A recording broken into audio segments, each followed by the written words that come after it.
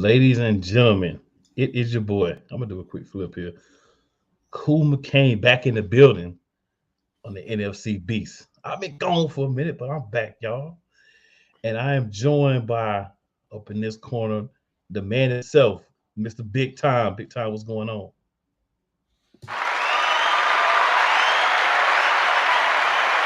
I did all that. Shut up, crowd. Shut up. That's all I got to say. I'm not in a good mood. I'm still hot. We'll talk about that later, but what's up, everybody? What's going on? Understand. And we also got that guy. You see him everywhere. Soccer, arena football, indoor, wherever. You know what I'm saying? Couch coach. What's going on, couch coach? What's going on, man? Everything good, on to Atlanta, so I'm good, just trying to stay positive, Been a tough couple of weeks for the division, man. We took some tough games. We've been lucky so far, but hey, we ain't going undefeated the whole season, so it's coming at some point. It's just a matter of when. But yeah, our guy, Mr. Sam Shady, who's holding it down for me the last 2 weeks, he'll be sliding in with us here in a few minutes. But we're gonna go ahead and get this thing moving, right? Because we're here to have a good time, not be here for a long time. So, with that being said, we're gonna start off with our review of our games from the previous week. So we will start off with the New York Giants game versus the Miami Dolphins. We don't have our Giants person on, so we'll just kind of take a crack at that ourselves and kind of, just talk about what we saw while we were watching that game. So, Big Time, I'll start with you. Did you see anything in that game of interest to you? Just to see how well the Giants would play. I think it was expected that the Dolphins would win the game, but the way they've been scoring and the way they've been doing people, the question was, how bad would they beat the Giants? And they still beat them, but they played a little bit better than what I thought they would. They kind of gave you a slight blueprint, if you want to say that. The way you beat the Dolphins, I've always said it. You just need the team that can do it.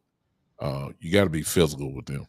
You can't let their finesse football team, even the runners, even though their runners, have the gigantic yardage.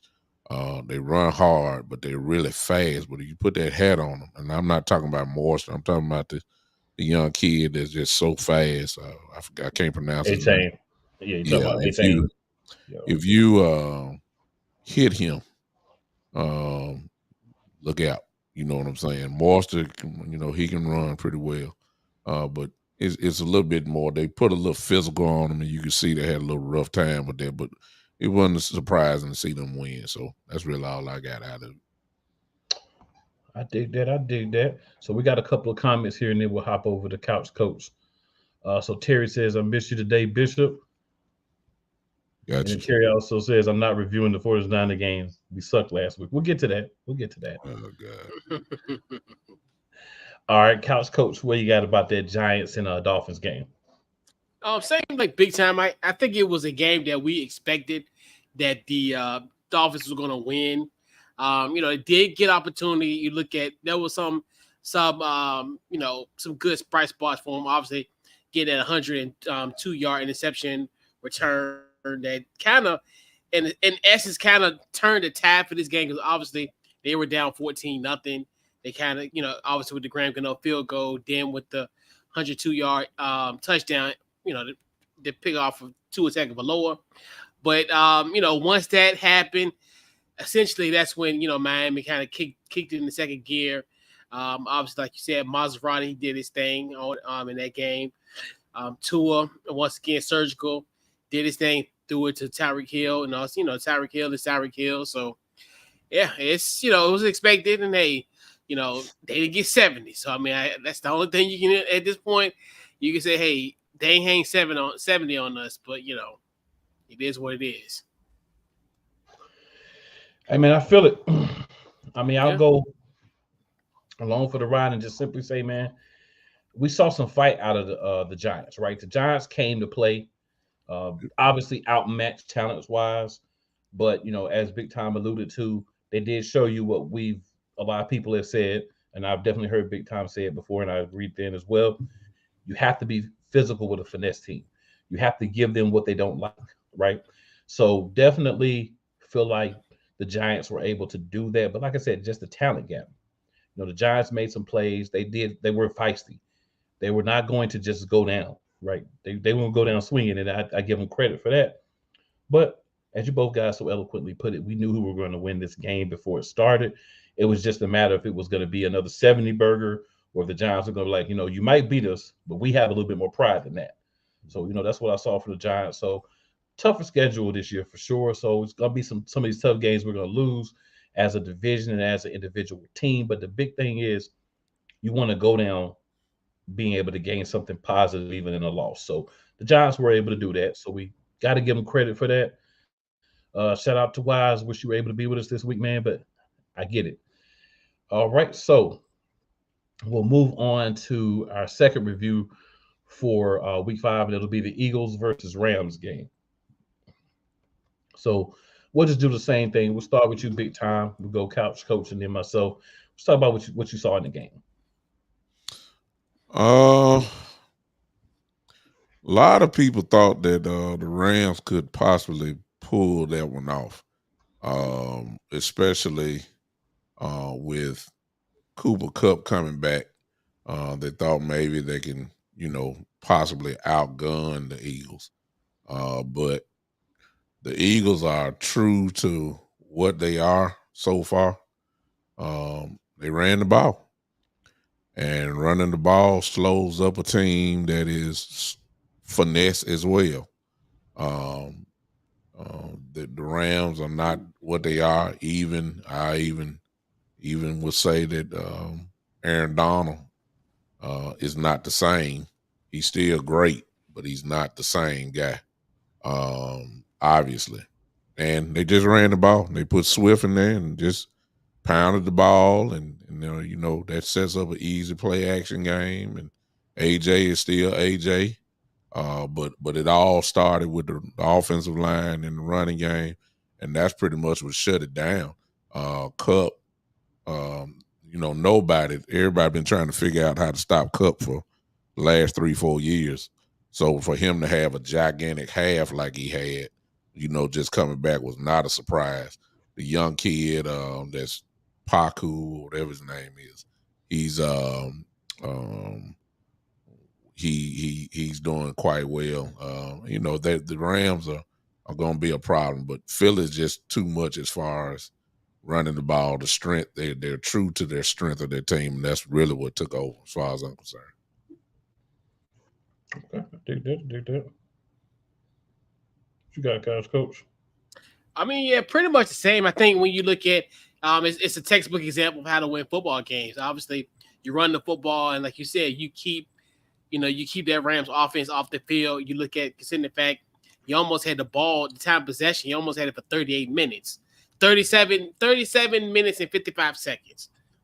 You're gonna win football games when you do stuff like this. And I think when you look at and that's one thing we always talk about, especially from when we play you guys. Like we always harp on the fact of, hey, you don't want these type of problems in the sense where you want to, keep your offense on the field and keep just wearing the defense out. And you obviously there was tons of tush pushes, especially to get you guys in opportunities to continue drives and essentially wear this Rams team out. And like you said, you look how the game was shaped where, hey, you guys are in the driver's seat for pretty much most of the game. Rams try to come back, but then it's like they, you hit, they give you a left hook and you hit them with 2 left hooks. And then it's, that's how you get a W, but yeah. Yeah. I mean, the biggest thing for me was we made adjustments. In the first half, they were able to pretty much do what they wanted to, right? Big plays, they was eating us up, Nakua as well. And then that second half, I saw Sean Desai do what I saw him do to a lesser extent the first 3 games of the season, and that was make halftime adjustments. Week 4, I didn't see any adjustments, so I was concerned if it was a regression or if that was just that one week where things just weren't going well. So after week 5, at least it seems to be that was more of a regression for that one week. So maybe didn't know what to do or got overrid on some things he wanted to do different, whatever the case may be. But I like the adjustments. I did like that we came out running the ball. I did like that we took the shots that were there. Still looking for that screen game that was very proficient last year. Haven't seen a lot of that. I think that's a wrinkle that we're not showing. One of the concerns I have for the Eagles is I think we're smarter than everyone else.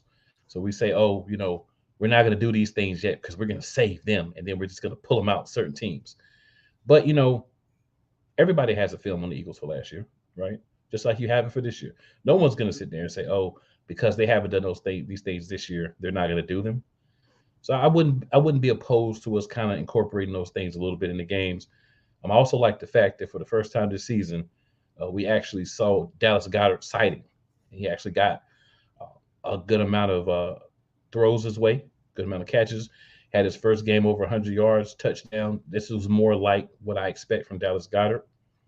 Devontae Smith weren't able to do as much, but what you really do when you play the Eagles is you decide which wide receiver you're going to take away or do your attempt to take away. And I felt like Smith was the one that they focused on and said, we're going to try to, minimize him and see what we can do with the other one. And then Goddard stepping up is a big deal. We did play Quez Watkins, and of course, Quez Watkins did a Quez Watkins. Didn't go get the ball, didn't attack the ball, didn't play defender if he was not going to attack the high point the ball. Allowed interception, but I don't like any player to get hurt. But thankfully, Quez Watkins won't be playing this week because he is going to be on IR. So that means Zacchaeus will actually be playing. That'll be good for the Eagles. I'd like to see more Zacchaeus. Watkins just hasn't impressed me. But overall, I think the team is starting to look slightly, nowhere near where we were last year, but slightly trending more towards that than what we were seeing the first couple of weeks. So we got another game this week.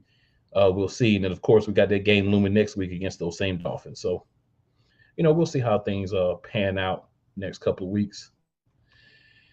And then, of course, we'll move on to the last of the divisional games, and that's the Cowboys game at the 49ers.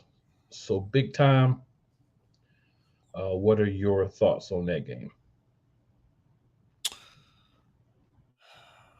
Totally ridiculous. Bottom line. One thing so far that the schedules have showed everybody, when the Cowboys win, they win big. And so far this year, when they lose big. It has done it again. Totally outclassed, totally annihilated. Game, just a horrible game planning. I just said something about the Giants and Miami and all this talk that we've heard about, running the football, being physical and all that type of stuff. And I said last week that the 49ers are a bully. And the only way, at least what I learned, the only way that you're going to beat a bully is that you got to hit them in the mouth. You got to let them know you're here. If not, they're gonna destroy you. And I knew in the first 3 drives, we had 3 straight 3-and-outs. I knew we was in trouble, not because we didn't get first downs. It was the way we were running. We only ran the ball twice in 3 drives. And we lined up in shotgun. The whole first 3 drives, didn't get a first down at all. And I'm saying, like, what in the world is this? My offensive line does not need to be pass blocking. They need to hit people so you can start wearing these guys down. So the game really was almost essentially over. We had no creativity. in route running since we want to pass the ball. And until my team decides that they're going to stop trying to make Dak Prescott the MVP of the National Football League, that's when we're going to finally do something. Until then, it's going to be this way, up and down. A lot of this is going to be depending on who we play. But we're not going to beat teams with Dak Prescott lining up in shotgun, trying to pass his way out. We're not creative enough as Mike McCarthy doing that. Then this world-class defense that we supposedly had, they were on the field a whole lot, but they couldn't stop the 49. We did a good job on McCaffrey, but Brock Purdy earned my respect. Got to give him respect, even if everybody say he's a system quarterback. Well, if he's a system quarterback, he runs the system quite well. You know what I'm saying? And he's making his way into an MVP.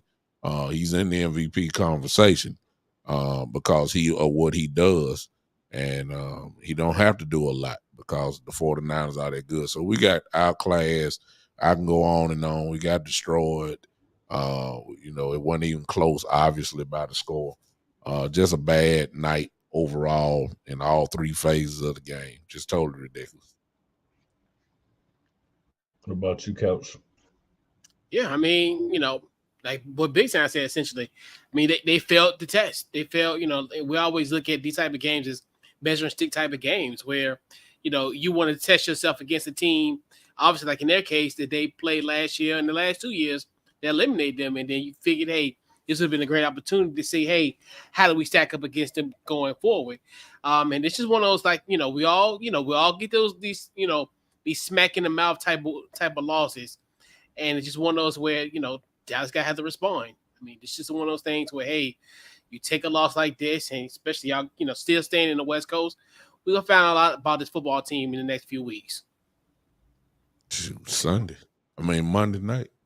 Yeah. We'll find out then. Yeah. Agreed. Yeah, that too. Yeah. Great. So we got a couple of comments here. So Dak delusional fans with more excuses says, "Why no Cowboys content creators tell the truth? Dak is the problem." I'm gonna tell you, man. There's one over here that tells the truth. Yeah. You know what I'm saying? He just said it. He just said it. When you force a guy, right, and he just let him play within the system in a sense, don't make him be the hero. Yeah. And then he also says, right there. It's said, yeah. He also says it's Eagles, 49ers, or Lions in the Super Bowl. So I'm gonna say this, man. If we're talking about maybe week 12, 13, 14, and Dallas gets beat like this, then maybe you say, oh, Dallas doesn't have a chance. But we're talking about in the first half of the season. A lot of teams are still kind of figuring out who they are overall. The 49ers seem to be a little bit ahead of the curve of most teams. Mm-hmm. So in the NFL, if you start out ahead of the curve, normally what happens is other teams are able to slowly catch up to you, right? And that doesn't mean I'm not saying that, by week 10, everybody's going to be beating the 49ers, but I'm saying a lot of teams are not playing to their best. Look at the Chiefs, you look at the Eagles, you look at the Cowboys, a couple of games, you look at several teams, and they're not giving you, the Bengals, another one, they're not giving you the best version of themselves right now. So what you want to do is be able to say from week to week, win or lose, you take something from every game. And I think Dallas did not go out and just not show up to play. They just got in a situation where they got down early. The defense got a little bit under duress, maybe a little frustration, and then things started just unraveling a little bit. That's happened to every team in the history of football, right? It's not like this is the first time this has ever happened. If you're a Dallas fan, it's unfortunate. You don't like the way it tastes right now. I've been on this side. I've been on the Dallas side of this before as an Eagles fan several times, but you just pick it up, you flush that game, you go out the next week, and you try to make something happen. They got a chance, Monday, like Big Tom was saying, against the Chargers. We'll see what happens. Mm-hmm. But, you don't dwell on that, man. You make the move, and you go forward. And to add to that, that's what's crazy about San Francisco, where normally they're the inverse, where they usually start off slow and then have a late season run. So this is kind of a interesting thing, as far as interesting duality with this team, for sure. Yeah. And can they keep it up all season? Are they going to be as hot in week 17 as they are right now? The answer to that would be no, because No. as you said, when you throw in the injury thing, and no, certainly not saying somebody will be injured, but we done seen it way too many times. The unknown of injuries, and then, as Cool said, people catch up with you. And then most importantly, I've never really seen a team start off like this and then don't fizzle out at the end, even if that means they make it to the Super Bowl. It's just automatic. It's just too much tape. You got too many smart guys that know how to take away what you do best. And it's early. It's only week, at that time, it's only week 5. Right. So how many times have we seen, and this go for everybody, I'm not just saying because it's Dallas, I'm just saying, how many times have we seen a team who struggled or whatever, and then all of a sudden in the last 3 to 4 weeks of the season, they get hot, and you'll have a wild card team representing the conference in the Super Bowl. I done seen it way too many times. Yep. So you can't judge a season off week 5. We still got, good Lord, everybody still has at least 12 more games to play. It's going to be ups and downs, man. That's the ebbs and flow of a season. Yep. Yeah, you just failed the test 1 week, and, hey, you just go fight another week. It happens. Trust me, we all know. All right, so Eastside Harold 2.0 says, go Astros, Texans, and Rockets. The cheaters. Now, let me be quiet. Yeah. I am not having a baseball conversation. Nats, go Nats. Don't talk to me about baseball for the next week. Don't even talk to me about baseball. It's 2019. 2019, Eastside Herald. 2019.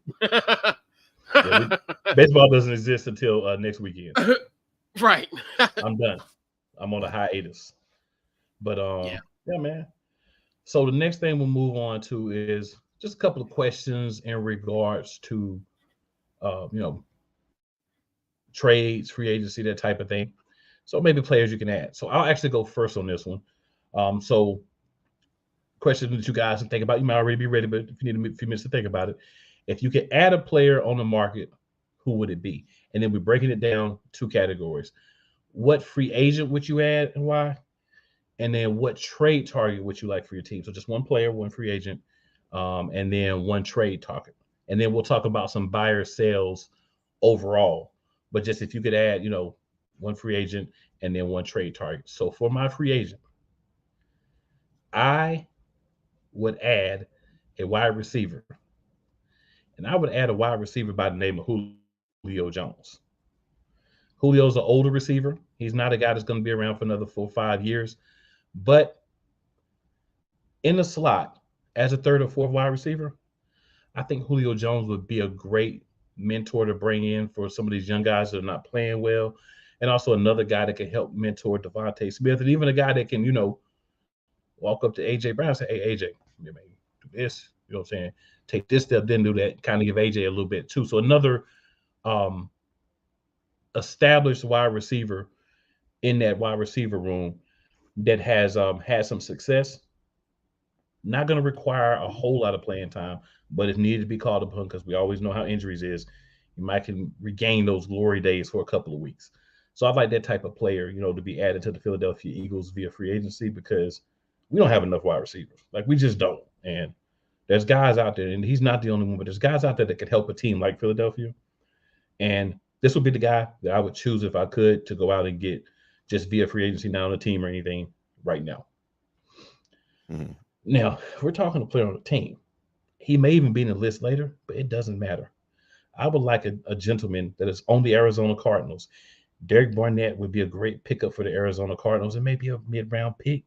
Go ahead and let's get Budda Baker when he's healthy, because, we can't trade him until he gets off IR in a couple of weeks. But I would love to have Budda Baker on the Philadelphia Eagles. Mm. We need a safety.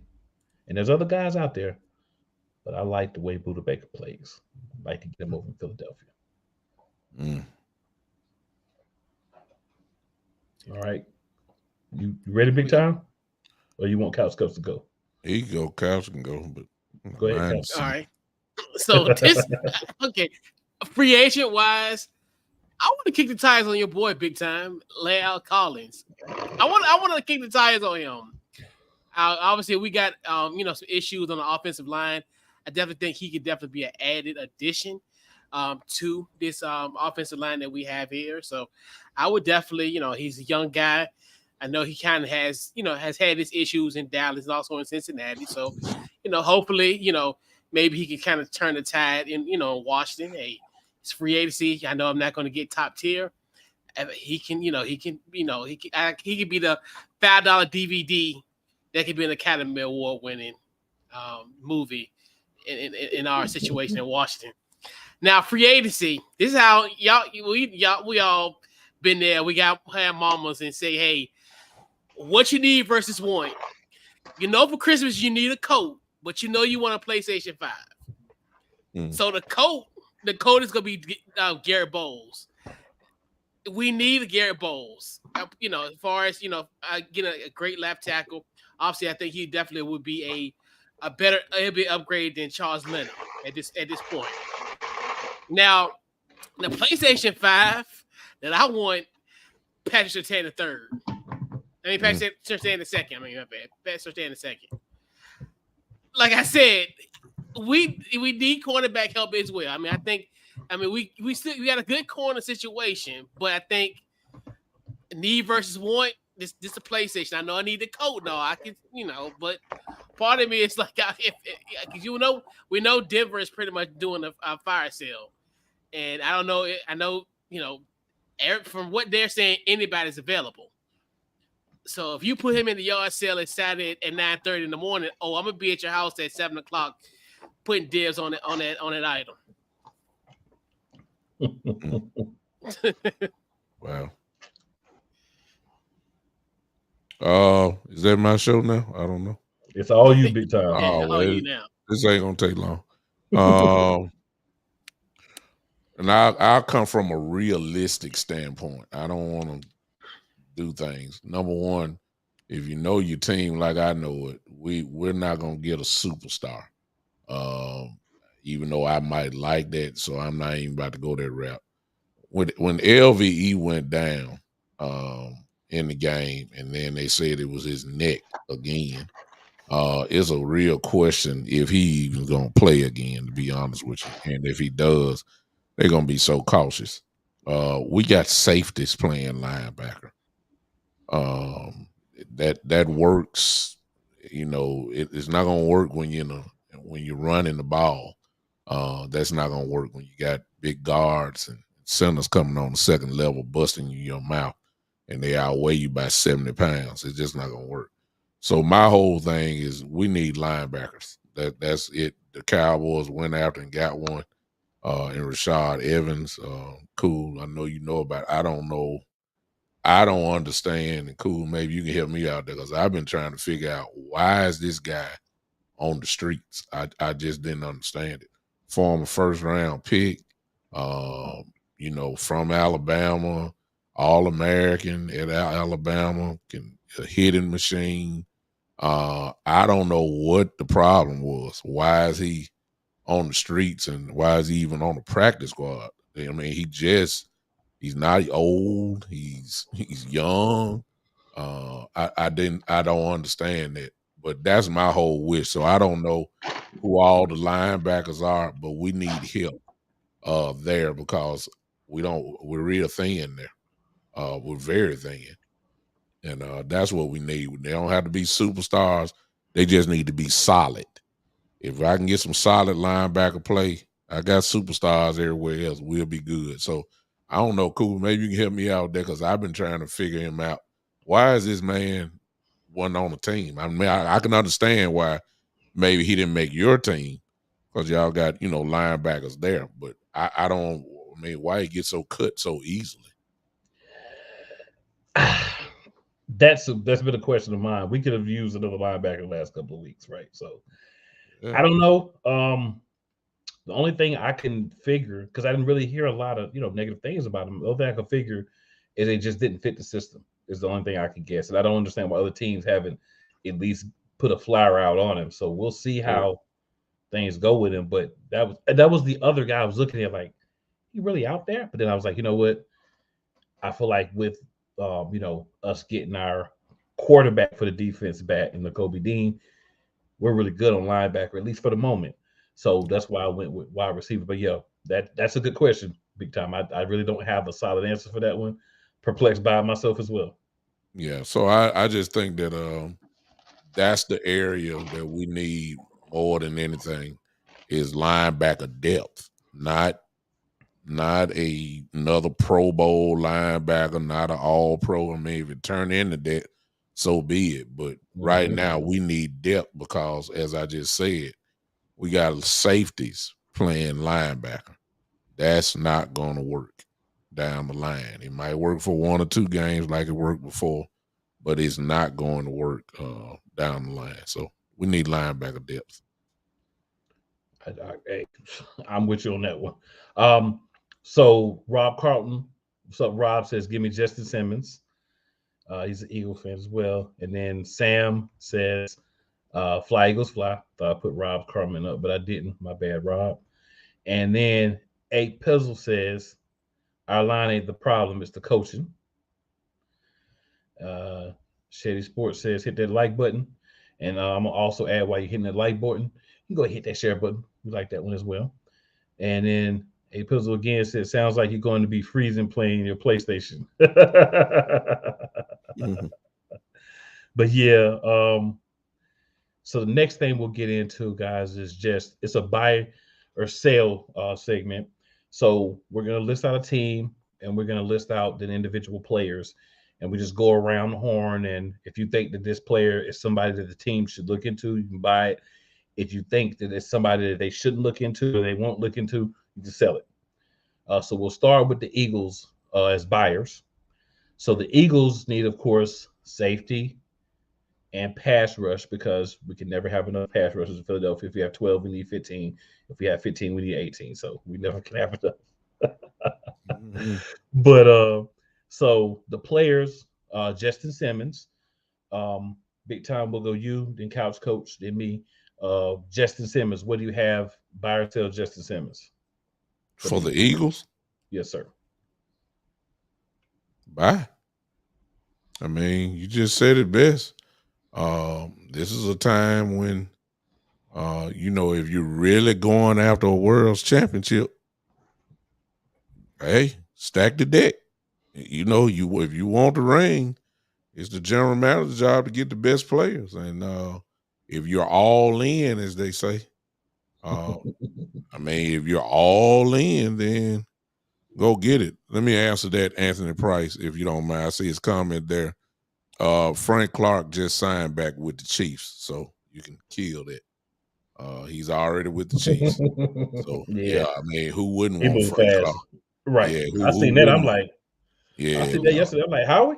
Yeah, the Chiefs jumped on him rather quickly, so you can forget that. But when you start talking about that, if you really want a championship, go get championship type players. So I would buy. What about you, Couch Coach? Oh yeah, buy. What them kids do on TikTok with the credit card? Oh yeah, of course, yeah, for sure. Oh yeah, absolutely. If he's there, hey, buy. And I'll make it 3 for 3. Definitely buy. I know that he's one of the people that are available. Howie, make the move. All I got to say about that one. All right, so the next person on the list for the Eagles, Jeremy Chin. What do you think, big time? Buy or sell? I'm mixed up. What does he play? He plays. So he's really a hybrid player. Yeah, that's what I was saying. He's not listed. He plays. He can't play safety. He can play safety. He can play some linebacker as well. I would buy based off of the injury history of Nakobe Dean. You can't really depend on Dean as of right now. That's what he's shown more than anything, that he stays injured. And if you can get a guy that has a little flex in him as far as position wise, I think, cool, you just said it, that y'all need a safety. And then with linebacker play, You said you need a linebacker. Well, you can knock 2 birds out with 1 stone. With him, not saying that he's again an all-pro, but if he can play, you may have just solved a big problem with just one person. I would buy. Yep, and there's been some rumors that we're going to acquire about him. He was a guy, FYI, in the draft that Howie was interested in getting, but he ended up drafting Jalen Hurts with that pick instead. So I would say, based on so far, we made the right choice, but this definitely makes sense that you would look at a guy like Jeremy Chin. Also buying this one. What you got, Couch? Oh yeah, you buy. I mean, especially just that flexibility that he can give you, and and that's one thing too, where he can, he can have that opportunity where he can be like a spy on your defense. Like, absolutely, buy. Definitely. And let's throw this in. Let me throw this in, cool, real quick. Go ahead. Even if you have to trade picks, it may not cost you that much. I mean, considering the fact that the Eagles are going to be drafting in every round unless you trade up. They're going to be drafting at the lower part of the draft anyway. Mm-hmm. So, I mean, even if you trade away a 5th maybe or even a 6th, I mean, they're not going to hurt you because this guy will be around for a couple more years and y'all are primed in position to be competitive for about the next, 2-3 years, obviously. Yep. So that the cost ain't so high once you really look at it. True story. So the next one is another safety, Kareem Jackson, also with the Denver Broncos. Big time, you buy or sell Kareem Jackson. He's super talented, but I'm sorry. I'm looking at it from a technical standpoint. I don't know how, I don't have Sports Track in front of me. I don't know how long he has in his contract. And that's really would be my decision, my thing. Like, if you got a contract maybe for about 2 years or so remaining, I might go pull the trigger on that one as well. But if he's like in his last year or something like that, I'll let him walk because he's good enough that he's going to command a little money, not crazy money, but he's talented. He can play. So I pay. It just all depends on where he is in his contract. That's my answer. Well, the quick thing I can tell you about him is he's been around for a while. Yeah. So he's been around since 2010.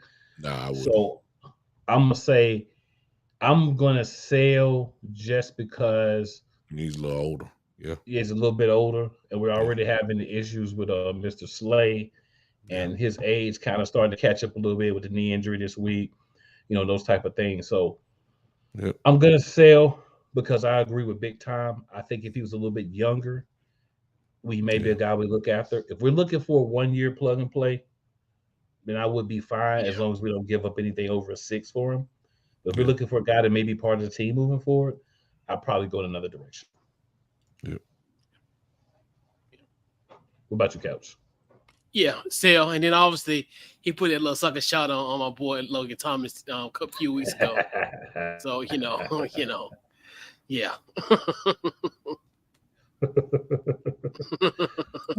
Couch say, we ain't doing that. No, sir. He 35. Is he that old? Yeah. Kareem Jackson 35 years old. I thought he was way younger than that. I mean, I guess, 2000 and I know because I was thinking like 2010, almost 14 years ago. Yep. We're not even bringing that to the table. We're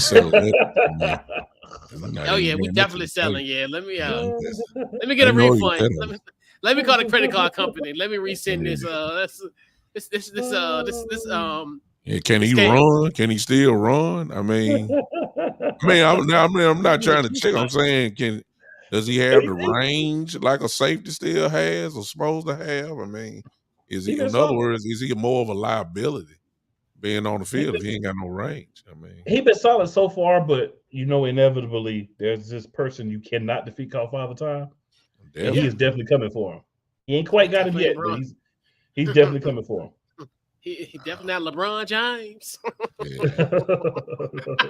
When you as old when you're as old as some of your position coaches, you might need to think about something else, though.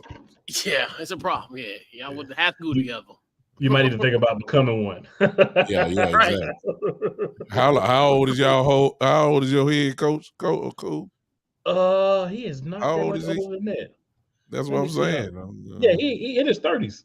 Let me Oh. see. He might be older than my head coach. Let me look real quick. He probably is. He might be older than Sirianni. Exactly. You don't need That's to get crazy. a guy that's older than you, man. No. Sirianni can't be no older than about 36, 37 years old. Can't be. I didn't even know he was this old. Nick Sirianni's 42. Oh, he don't. Yeah, He I just didn't know look he was young. 42. Yeah, I didn't know he was that look old. Yeah, he just look young. Wow. Yeah, Nick, you're a little bit older than I thought, buddy. I know, right? I thought we was going to be looking at like 32, 33. I know, right? But that does make sense if you actually think about it, because he's been a Yeah. position coach, OC and stuff. But it makes sense. Been But around. yeah, Yeah. I was a little surprised by that one, though. All right, so the next guy we got, Brian Burns. He's a linebacker also for the Panthers, who might be having a fire sale because they look like the worst team in the league, not the Cardinals. What do you think? We're gonna go couch coach. We'll go with you first on this. So what do you think, Brian Burns? Hey, like I said, the yard sale started at 9 o'clock. Oh, I put my deposit down at 7:30 a.m. I'm buying this one. And he has youth on his side. Yeah. Yes. And I think he was a guy that I thought could eventually be like a defensive player of the year down the line. And you can get him at this rate. Buy. I put in a deposit. So much I want to buy. I want to buy so bad that I wanted to put a deposit down. That makes sense. What about you, Big Time? It's a no-brainer for the Eagles. Like I said, I'm just going off what you said, Cool. You say you need a little linebacker play. Kid is young. He's a hitting machine. Not scared to put his hat in there. I think it's a no-brainer. No question. So AP says Burns playing too good. His pay tag is going up. He's only 25 years old. So, hey, I get it. But at the same time, man, you got to pay somebody. The cap is going up. You got to pay somebody. I'm here for a good time, not a long time. You know what I'm saying? Well, at this point. Well, I'm just saying from Philadelphia Eagles standpoint, they put this team together the last 2 years or so with one goal in mind, to win. Yep. Right. And if that is the goal, then you need to maximize as much as you can to try to get there and try to win. So I think it's a no-brainer. You're trying to stack the deck as much as you can. You're close to a world championship, and you got to go get it. So sometimes all you need is that one player or so that'll get you over the hump, and they don't necessarily have to be a Pro Bowl or All-Pro, all that. It could just be a real solid player to go along with the superstars that you already have on the team, and that somebody got to do the dirty work, and he looked like he can do it. But like you said, Couch, this dude can actually be a Pro Bowler. You know what I'm saying? Right. He can be one. So and then even with that, you look at it from the standpoint of, oh God, what I was going to say. When you look at it just from this standpoint, I mean, why not? I mean, because he could be literally like when we look at the Rams, how Von Miller was a difference of them winning that Super Bowl. He has that type of ability, I think, and he's even better. Like, so yeah, absolutely. I said put a deposit down. I see, Anthony. Well, right there. Let me throw that in, Anthony Price. The Rams did do it, and of course they lost a lot. But trust me, they're very happy that they won that Super Bowl. and if it's one trophy, that as long as you get it, we win it. We decided to go all in this one year, and we cashed in, and we got the reward. They're happy for the next 20 years. So depending on your fan base is super happy, even with the one. And I'm not trying to check, but look at the Philadelphia Eagles with Nick Foles. They still talking about them, and they still holds weight. That Super Bowl victory holds weight. So the Rams are very happy. They're happy with that one win. Trust me. In case of point, do we remember the Rams record last year? But we know they won the Super Bowl 2 years ago. Exactly. So, yeah. Hey, I'm with it. Like, if we can get the right players and win the Super Bowl, if we garbage for the next 2 or 3 years, I'll be garbage, pale trash. Talking about that ring we got. You know what I'm saying? In the words of your neighbor, I don't care about the Eagles struggling. Yeah. I want to win. Win. Al Davis, just win, baby. Worry about the consequences later. Let's get it done. Yeah. After salary cap, you know. Exactly. So Buda Baker. I mean, I already put a yes on it. So all I can say is bye. Flip. He said the yard sale at 9:00. Oh, I'm in my car at 8:30 a.m. Friday night. Sign me up. Put a deposit. You know. Yeah. Bye. That's what I just said.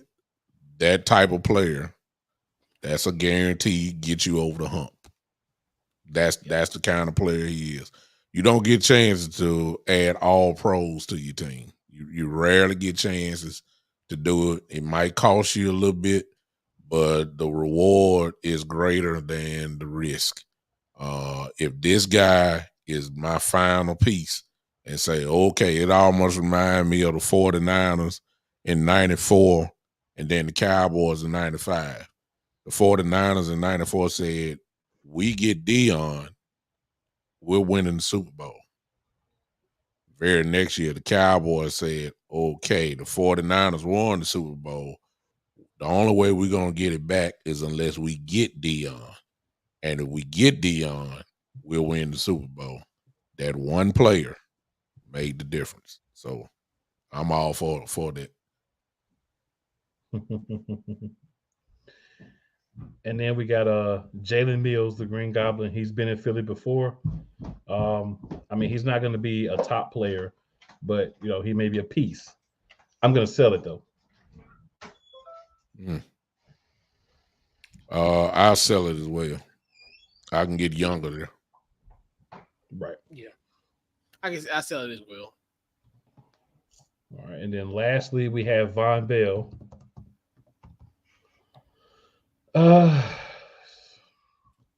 Von Bell's an interesting one. Me as a safety, right? But I think I'd still take him. I think I'd take him because he's kind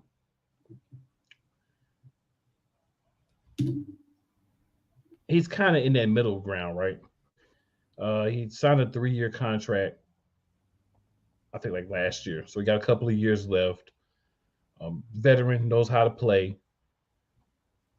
So I would trepidatiously buy this one. This would be like a tier 2 buy, but I would buy. He's a solid player. It won't hurt if you had him. My whole thing would be what would be the price. That would be my determining factor. What is the price for getting him? So I don't know what that would. What would that be? Makes sense. About you, Couch? Yeah. I think I might sell this one. A little bit, yeah. Kind of bullish on it for a little bit. Fair enough.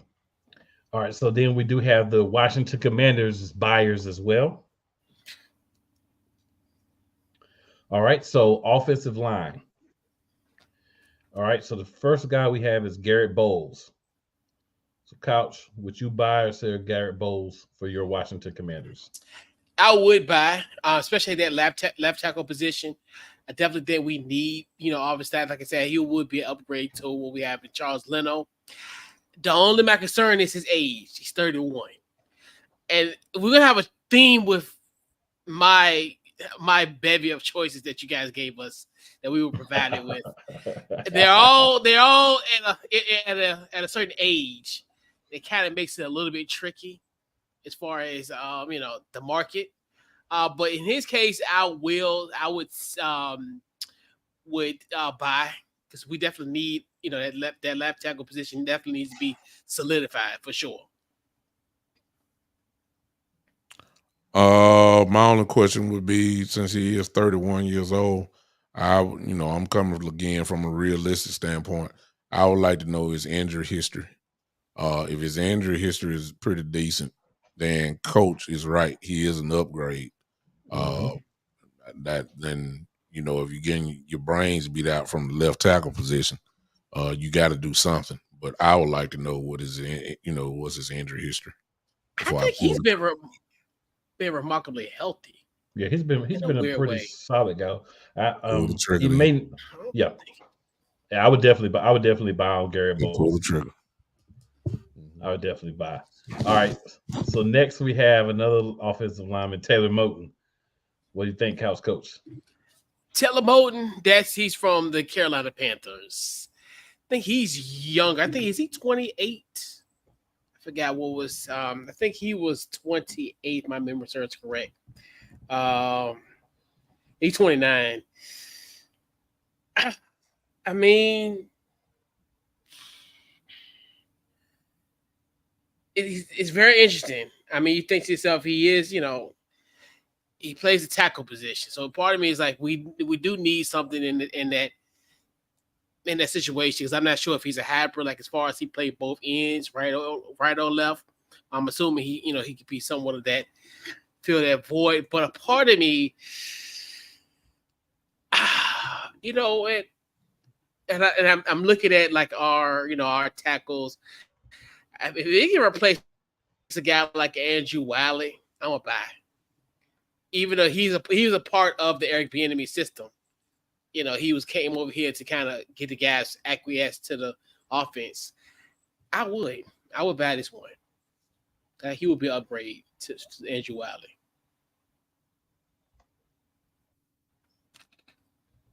What about you, Big Tom? What's the price? I think he can definitely play. But if we're talking about trading, I'm not paying a steep price for him. At this point in time, if we're talking about linemen for Washington, I lean on coach's expertise about his team, but I'm getting the vibe that they need upgrades. So the question is to do the upgrade from what you already have, and you don't want to give up on the kid when he's right at the doorstep. I mean, is there really a gap there if you add this guy, or are you giving up too quick on a guy that's already in the lineup? So I really don't even know some of these guys that they're calling out, but I'm gonna be honest with you, I don't. I feel it. So A Puzzle says, "Give me Joe Noteboom, I'll be happy." Yeah. So I'm gonna sell this, and the reason I'm gonna sell this is I know he's been graded well and he plays good, but he is on the most porous offensive line, in my opinion, if not the second worst in the NFL. So I understand the stats, some of the things that are measurements look good, but I don't want to trust the guy that's on that line. I see Carolina Panther lineman by your name, I'm not even calling you. That's just real. I'm gonna need you to go somewhere else and then come to me. I can't take you from Carolina. The Tyler number 2 looked like he about to just get hurt every week back there. I mean, he running for his life, literally. He back there in his head all my life, running all my life. Because it ain't no joke back there for him. So I can't take someone from that line and feel good about it. No matter how they're graded, I just can't do it. So next we have Austin Corbett. What do you think, Coach? We're gonna go with usage. This is lineman, and it is your Commanders. I'm gonna sell it. He plays a guard position. I think he's with Patriots. Remember, so correct. He with the Patriots, but it's here nor there. I think I still think, you know, like we talked about, there are some weaknesses in this line. I still do believe in the promise of Sadiq Charles and Sam Cosmi, our younger O-line, younger guards. So I'm gonna sell this one. So FYI, Couch Coach, he's always also from the Panthers. He's on the PUP list from an ACL injury. And as I said before, if you are on that line, whether you're playing or not, last year wasn't good either. I'm selling you, so I'm selling him. Yeah, for sure. Yeah, I'm telling my credit card. I didn't buy this. I didn't make this purchase. Wow.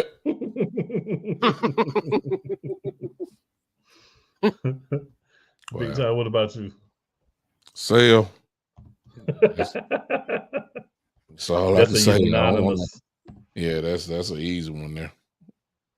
Unanimous sale. Yeah. All right. So this is an offensive lineman from the Patriots, Trent Brown. Buying and selling, Couch Coach. He's another one. He's 30. I'm that's this one where I'm really conflicted, because I definitely think at 30, and even though we made it, you know, for case for Gary Bowles, and I think he can be an exception to the rule. You know what? I say buy. I think he's at least worth kicking the tires for and seeing what's up with him. I'll go with the big time approach on this one.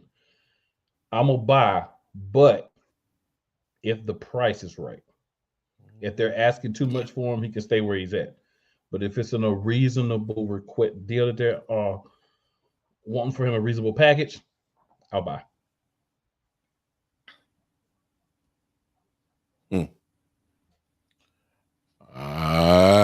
If it's too many questions, if we were playing spades right now on the card table, we would say if you study long, you study wrong.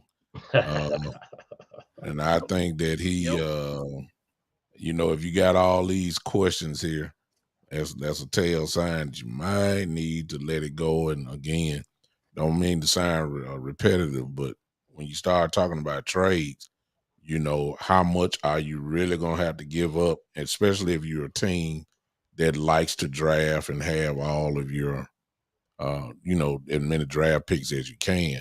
And I don't want to give it up for, you know, a solid player that really has, well, I ain't going to say a solid player, but a what-if guy. It could go either way, and then, you know, is it really an upgrade? So that's my criteria. Fair enough. And then, of course, A. Pizzle said Trent Brown, in the words of Big Time, depends on the price. And Big Time just so eloquently stated that as well. So we're going to go to the last buyer in the division, and that's the Dallas Cowboys. So, of course, for you, Big Time, we're looking at linebackers.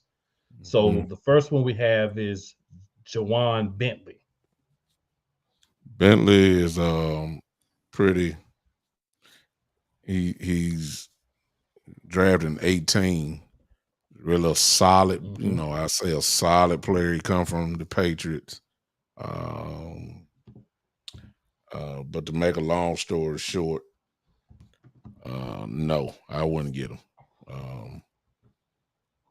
I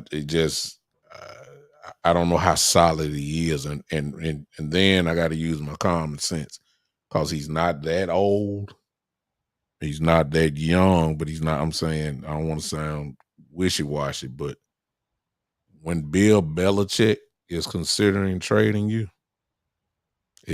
we got to read into that, because he don't trade away defensive players, you know, just to be trading them away. It's usually a reason why. So if he was on the block, I wouldn't, you know, if Belichick is so easy to give him up, then I need to know why, for real. So sell, in other words, make a long story short. Yeah, I'm going to definitely be on board with you with that sale. What about you, Coach?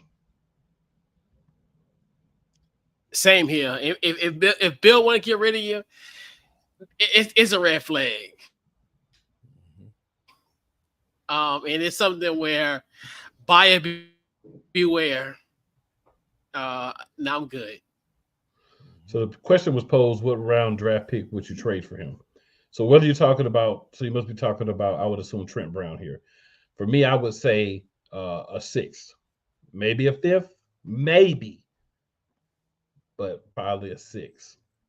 Yeah. Anything above that? Yeah, anything above that?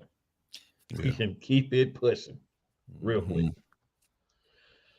All right. So the next guy on the list is Raekwon McMillan.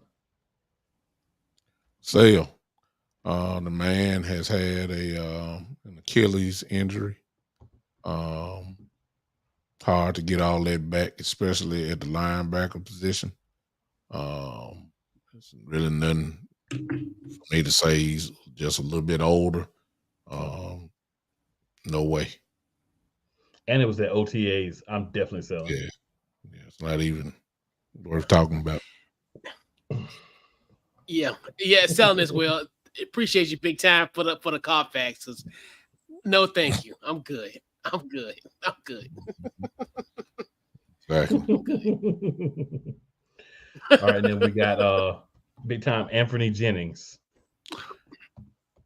Again, I believe he's with the Patriots, if I'm not mistaken. He is. You know, if he's on the block for real, again, I'm saying the same thing because Belichick keeps his players, especially those that are real contributors or solid contributors. He rarely gets rid of you. So for him to be there, it's a reason why, if he is on the chopping block. So I wouldn't, just some things you just trust. And Bill Belichick, I trust. So that's another sale. I'm with you. What about you, Coach? Same here. If Bill don't want you, the league don't want you. All right, and then we're going to the next one. Is Josey Jewell, and he's a linebacker for the Denver Broncos. I didn't know anything about him before until recently. That's another sale for me because he stays hurt. He stays more on the injury report than he does on the football field. I already got LVE out. I don't need to go get another guy that's going to be on the injury reserve or something like that. Those, let him stay where he at. I agree. He's great when he plays, but you've already got a guy that's great when he plays that can't stay healthy. So why do it again? Exactly. What about you, Coach? Yeah, if you stay in the tub, you can't be in the club. If you stay in the tub, you can't make the club. So for sure, I sell. Couch Coach isms. Y'all got to tune in to catch them Couch Coach isms. All right, so got one here. Zaven Collins. He had an eye injury, but he's a linebacker from the Arizona Cardinals. What do you think about him, big time? I might consider this one slightly, even though he's hurt. His upside is there, but I will say it's looking like he's a little fragile.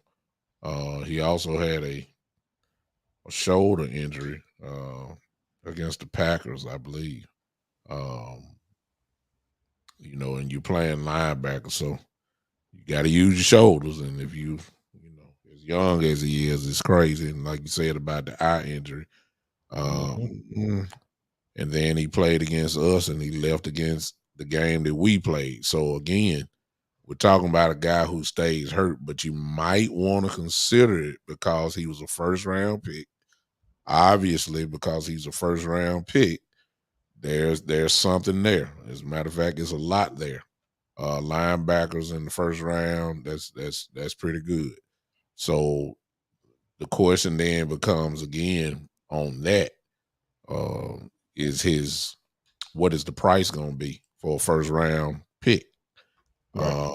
And based off that would determine what I would do for that. That's all I get. So I don't know. I can't say buy or sell. I can't say it. Well, if he make me do it, I would buy. Let me just put it that way. If I had to, I would buy. I'm gonna sell on him, Mm-hmm. but I could possibly put him in low tier buy, but I'm gonna sell on him. What about you, Couch? I agree. I would sell it as well, but like it's kind of worth kicking the tires. But I still say sell. All right, so we're gonna go to Kaiser White next, another linebacker from the Arizona Cardinals, formerly with the Philadelphia Eagles as well. What do you think about Kaiser White, big time? I would say he's just too small for me. I I'm looking at his stats right now, and he has 27 solo tackles, 20 assists, 1 sack, 1 interception. He's only had total 47 snaps. Not great. I'm looking at his per game. He had, his biggest production game was against us, of course. 8 solo tackles, 6 assists. So obviously he's around the football, but he's just too small. But I guess the counter would be okay if he's small. He's fast, and he seems to be always around the ball. But for the Cowboys, though, and where we are right now, I would probably say, it's worth looking into. So if I had it, because I'm desperate for depth, I would say buy. All right, what about you, Couch Coach?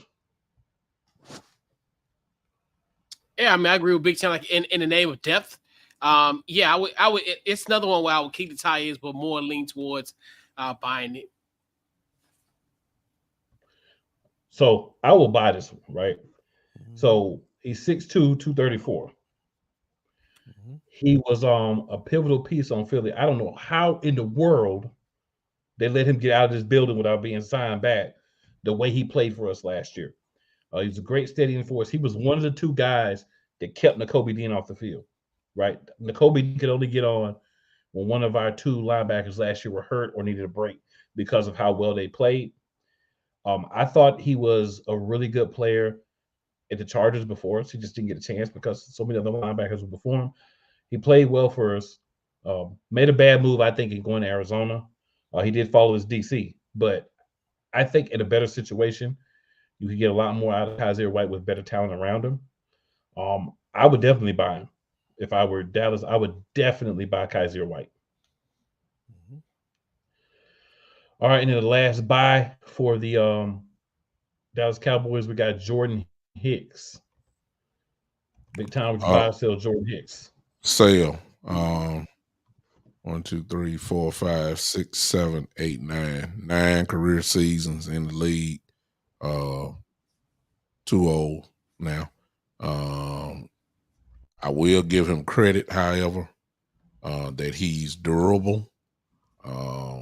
Since 2019, in 2019 he played 16 games, 2020 16 games, 2021 17 games, 2022 17 games, and so far he's played all games so far this year. And in those from 2019 to 2022, he had he's approaching the 100. He's productive. So it tells you that he's solid, but he's a little bit too old. I don't need more young. We need to get young there. We don't need to get old. So I would sell just for that.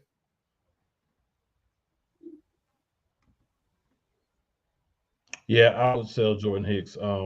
Like you said, been around for the wall, getting a little long in the tooth. Was never really great player. He was a solid player, but I Solid. would definitely sell it. Yeah, I would definitely sell him as well at this point. And want to shout out Mo real quick. What's going on, Mo? Appreciate you checking with us as well. Couch Coach, what do you think, Jordan Hicks? Okay. Yeah, I would sell as well, just due to, like you said, the age and just the fit of the system for you. I mean, for you guys, you know, if it was like a quick, you know, somebody that you could just, he could have him fill your void, have a cup of coffee and dip. But nah, you want it for the long term. So I would sell. All right. So then we've got the Giants as a seller on for the purposes of this list. So I'm gonna just run through these players real quick. We just do a yes or no if you think that they would actually make a move. If you think they'll make a move, by. If they won't make a move, well, if you think they'll make a move, by. Yeah. If you don't think they'll make a move, sell. So do you think the Giants will trade Darius Slayton? No.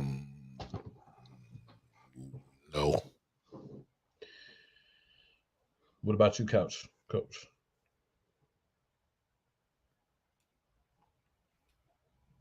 I say no. No.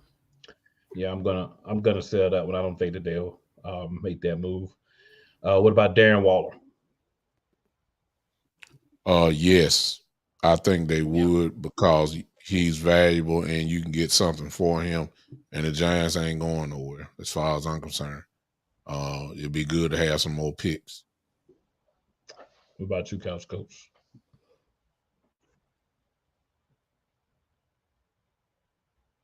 I say yes / should. I think it's recommended. Yes. Yeah, I'm going to buy this one. I definitely would trade him as well. And then Saquon Barkley.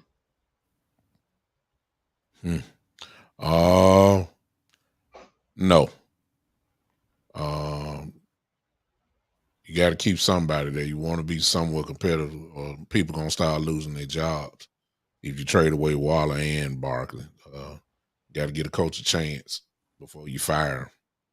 Trading away Saquon, you're giving it all away. I mean, you would get something for him, though. Ain't no doubt about that. But I don't know. What you got, Coach? I say no. I'm going to say yes. I'm going to say you tear it down, burn it down. It ain't going to work. The only person that you're probably going to have to keep, because nobody's going to want him, is Daniel Jones. So since you have to keep Daniel Jones, you need to put young, elite talent around him. I'm going to burn it down. I'm going to trade him too. Everybody that I can get something for that's over 4 years of experience on this team, or that I would have to pay, you can go, because we're not going to be good. So why keep you and why pay you? So next we got a Dory Jackson. What do you think about a Dory Jackson, big time? You're gonna get something for him. And if you really talking about burning it down, that's how you. I mean, even with the players they have, the Giants may be on their way to a top 12 pick anyway, with Waller, with Barkley. But if you start trading some of these pieces away, you're gonna get into the top 10. And that's gonna happen. So, and you're gonna get a little extra as well with some of these guys, like a Dory Jackson, who will bring an extra pick or so.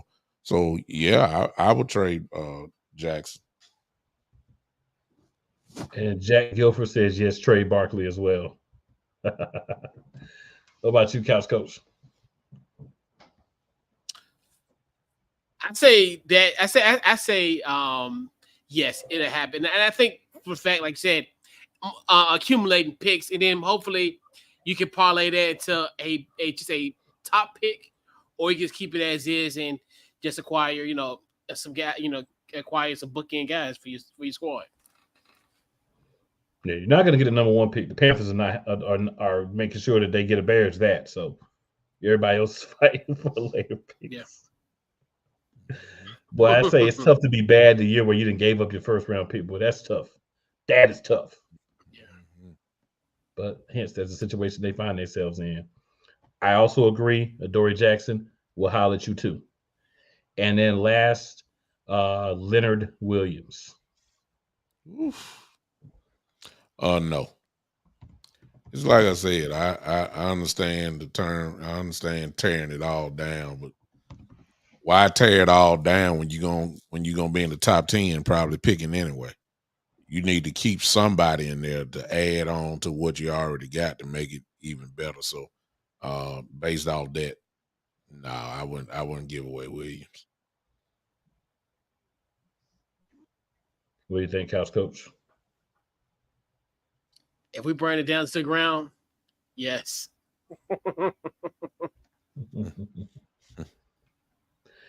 For this one, I'm gonna actually agree with big time because he's an in the trenches guy, right?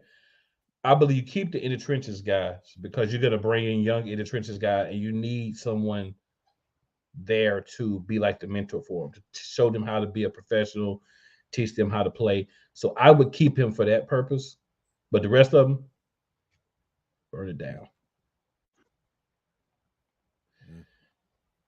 All right, so we'll hop on to our previews for the games for this week, and then, even though we were here for a little bit of a long time, it was still a good time, and we're gonna be out after that. So we'll start with our first game for the week in chronological order. Use a big word today. We got the Washington Commanders versus the Atlanta Falcons. Will it you go first, Couch, since you are the Commanders guy? Who do you have winning this game and why?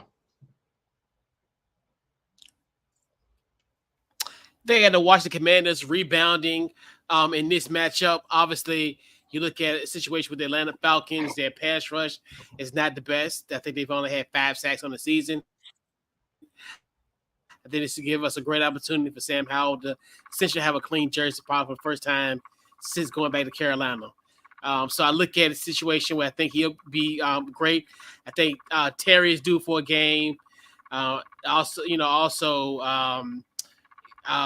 Curtis Samuel's due for a game as well.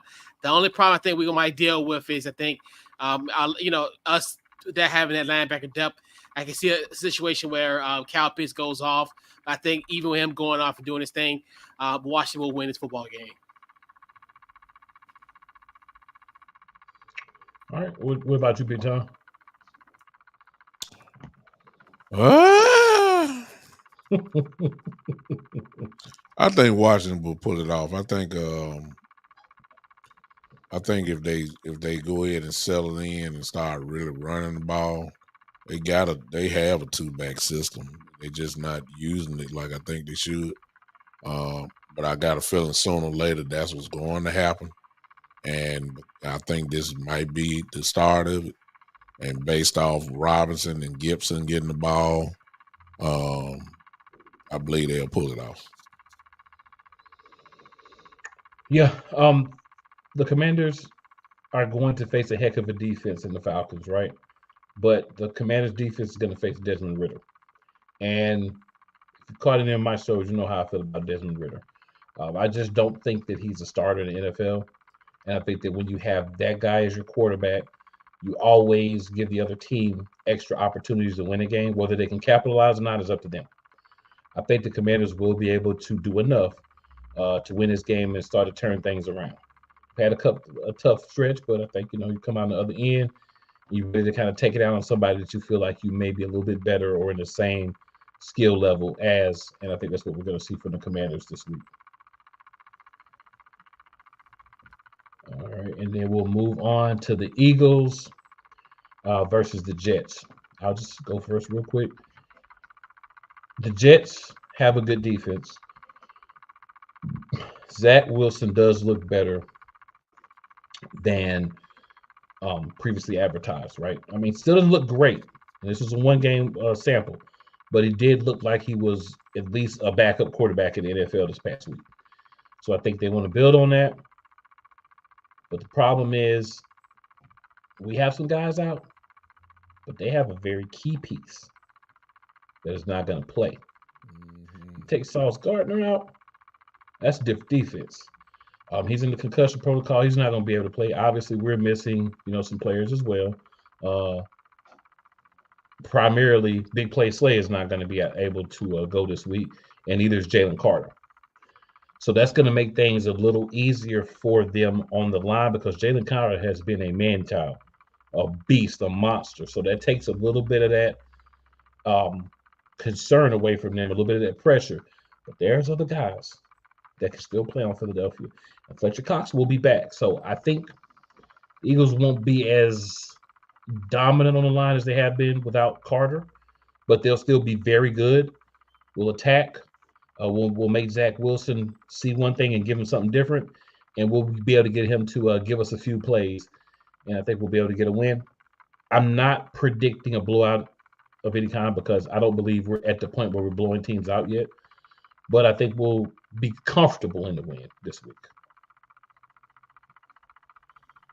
Yeah. I can go real quick because it's not going to take long. Sauce is not playing. The Jets are not the same. It's just that simple. I think one of your receivers is going to have a huge game over there.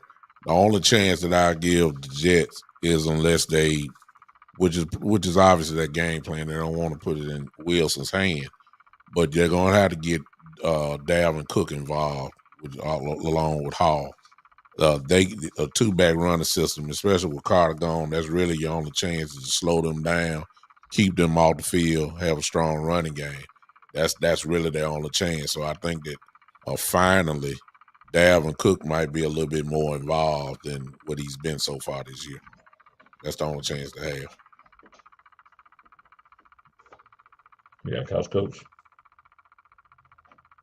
Yeah, I think you guys are going to take the very, very short trip up to the Meadowlands to take care, MetLife, and take care of business. I definitely think, I don't think it's going to be like a blow up, like you said.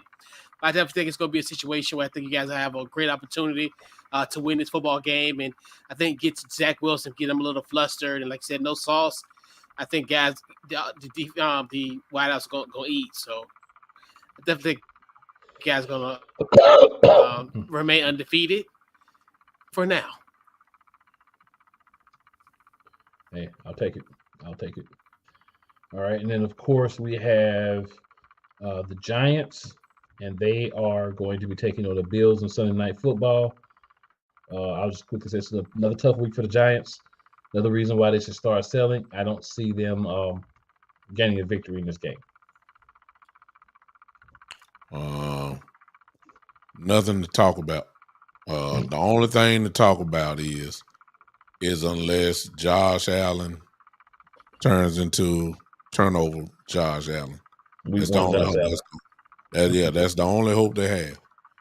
If Josh Allen is MVP Josh Allen, this ain't gonna be a pretty game.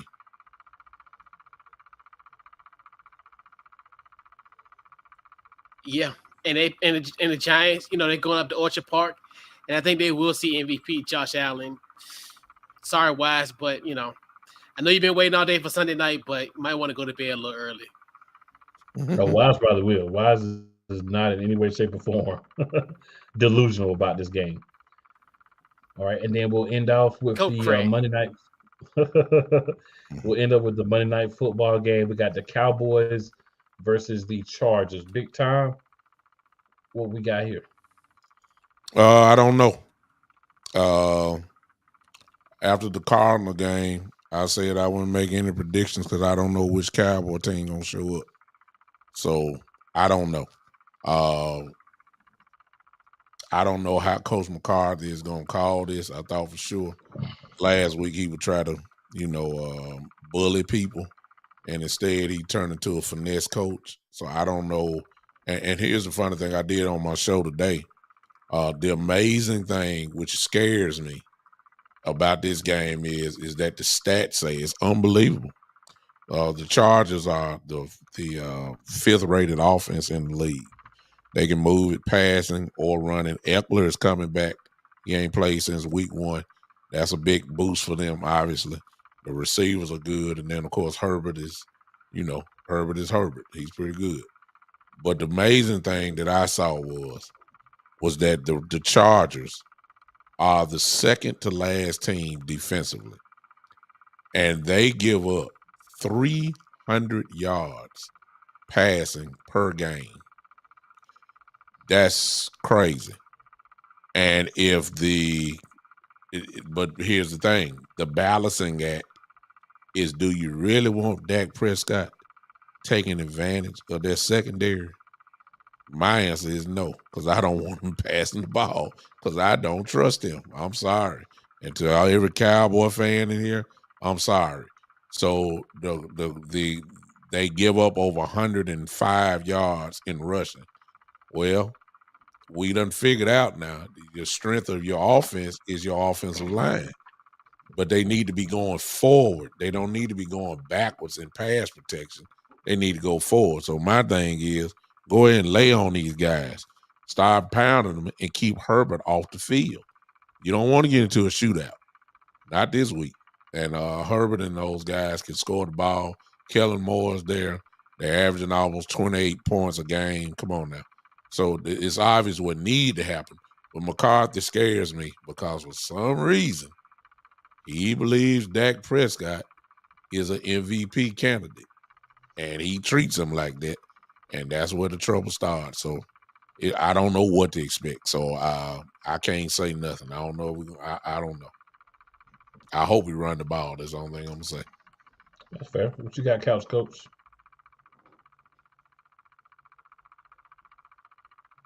Yeah, I definitely think this could be a definitely interesting matchup. Obviously, the former pupil, Kellen Moore, is now orchestrating offense with the LA Chargers. I think it's gonna be one of those where it's weird. Dallas always have that 1 week they look good, the next week they look terrible. I think this is gonna be a situation where I think Dallas kind of turns the tide, and then you kind of, big time saying as far as like when it comes to, as far as the difference between the two. But I think more so the difference now is what type of Justin Herbert you'll see in this matchup, and I think that's where it's kind of interesting. And I think they'll get back on the snide this week, because it's usually that seesaw. Like 1 week they look good, the next week they look horrible. So I think they'll take care of business in LA. Let me add one more. Yeah, I'm sorry. Go ahead. I'm sorry. And then it's gonna be like 80% Cowboy fans there, so it's damn near a home game. So I just add this one thing to it, because I didn't question the manhood of my team. Now I want to know, did they leave their heart in San Francisco? Is it still there on their field there, or did they get back on the plane? And did they bring their heart with them in Dallas? Because it's really about an attitude game. Everybody talking about how upset they are. Everybody talking about how ticked off they are. Well, you got to do more than talking. You got to show it. Michael Parsons got his own podcast show. Where's the heart at? That's I need to see it and that part I don't know. The Cowboys have got to get off to a fast start. Can't do like we did against San Francisco, get out 3 straight 3-and-outs and all that kind of stuff. I don't know what team gonna show up, so I can't really just assess it. Is it the first couple of weeks, or are we gonna get the car on the 49ers? Because as I said earlier, that if we win big. Every win has been a blowout, but when we lost, every loss has been a blowout. So I don't know the in-between ground for us right now. That's fair. So Jack Guilford says Cowboys all day long, only if Dak doesn't play for Chargers. Got to take it out of his hands. Yeah, that's a fair assessment. For me, I feel like it's like this. Dallas has had some games where they played well. Dallas has had some games where they've kind of been a little shaky. But I think the one thing is the defense has been pretty solid.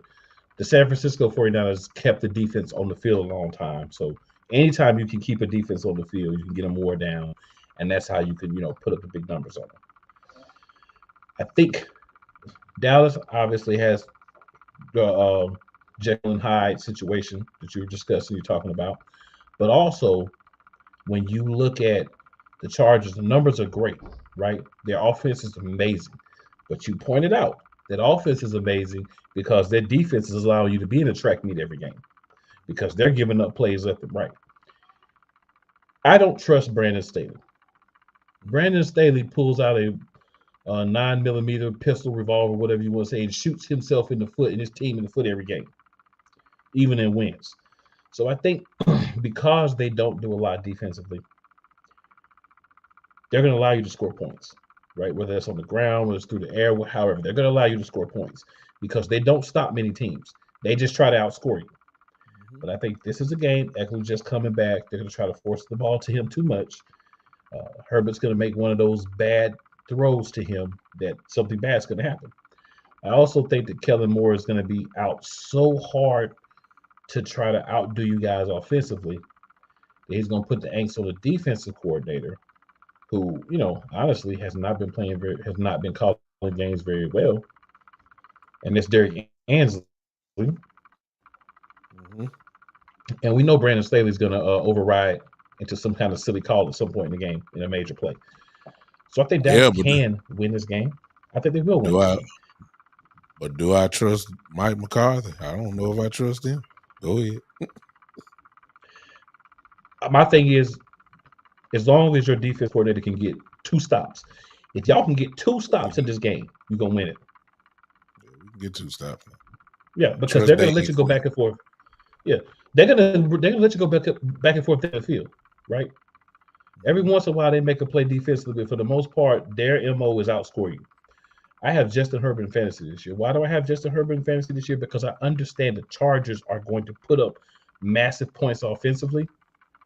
Mm-hmm. Every league I'm in, the Chargers defense is sitting at the bottom of the list for fantasy defenses. Nobody has them. Everybody has all the offensive players for the Chargers.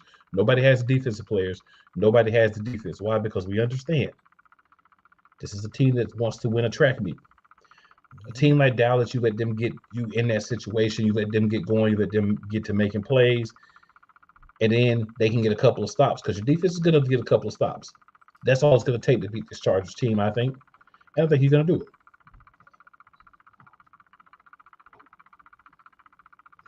I'm with you. All right. So, guys, before we get out of here, any non-NFC Beast thoughts? Anything throw out there in the world of the NFL non-related to the NFC East before we get out of here?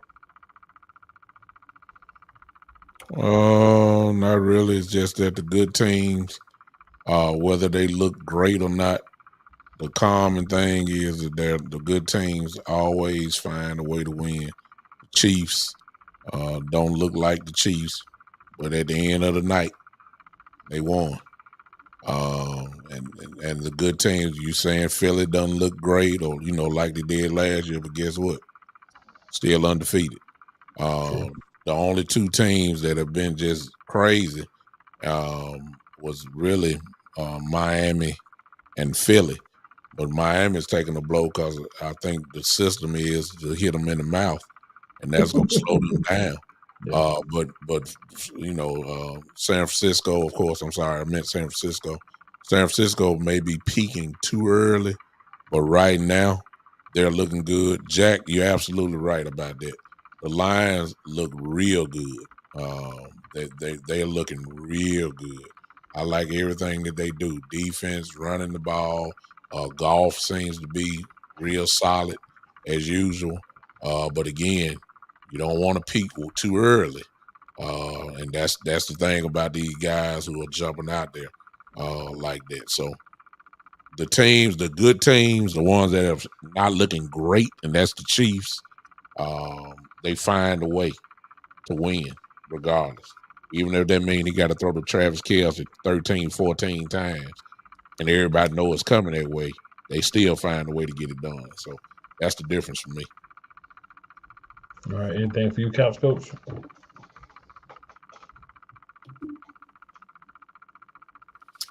Pretty much. And it's funny that you talked about it big time.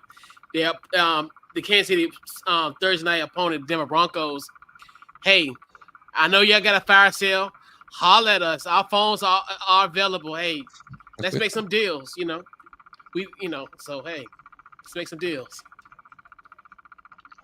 I'm gonna expand it a little further. If you want to get rid of players, the Eagles are buying. Howie's number, all y'all got it on speed dial. Go ahead and use it. We are in that position, like Big Tom said earlier. We're trying to win a championship. So that means we got to sacrifice ourselves 2-3 years down the road to be garbage for a couple of years. We can be garbage while we hold those championship posters, towels, T-shirts, hats, all that good stuff. So let's get it. Go and call us. Let's make something happen. And with that being said, good people, I'm just going to quickly see if Big Time or Couch Coach wanted that you shout them out. We'll just want to do their shout out to where you can find them, and then we're going to be done for the evening. Couch Coach will start. Oh, go ahead, Big Time. No, go ahead. I'm sorry. No, you can go ahead. Mine is simple. Thank y'all for tuning in tonight. Happy to hang with y'all guys once again. I'm simple. You can find me on the Big Time Show on Facebook or YouTube. We'll just deal with that. Once you come over, I'll tell you everywhere else where I am, Twitter and Twitch and all that kind of stuff. But for now, YouTube, Facebook, I'm not hard to find. You can catch me there. All right, Couch Coach. Couch goes live every Wednesday, 8 o'clock Eastern Standard Time. Check out the website, couchcoachlive.com. Social media, anywhere you get your podcast, Apple, Spotify, with there. Anywhere you get your podcast with there, and social media as well. And then my Watch the Commanders Central podcast, Thursday nights, 9 o'clock Eastern Standard Time. Commanders in the chat, social media, Commanders ITC. Fair enough. So I'm going to go different this week. I'm going to say Friday mornings, 10 a.m. Eastern Standard Time, WDJYFM.com, or go to the TuneIn app, put in WDJY, and you'll find us there with the Play Callers Sports Talk Show. And also, starting next Sunday at 12 noon Eastern Time. Not this Sunday, but next Sunday. Your boy Solo, WDRB Radio. You can also find that on TuneIn or WDRBradio.com. I'm going to be doing Cool in the Game. We're talking all things related to sports, commentary about things happening off the field. I'm going to be talking, things happening on the field. And of course, we are going to be doing picks. You got to do picks. You got to talk about what you're seeing from these teams so that when you're wrong with half of them, you can go back and talk about why you were wrong. But you can catch me there. So just a couple of more things I'm doing here, man. Just trying to branch out and make things happen. But with that being said, we're going to end the show for the evening. Appreciate Big Time. Make sure you check out his content. This man's good at what he does. Couch Coach always brings the Couch Coach flavor.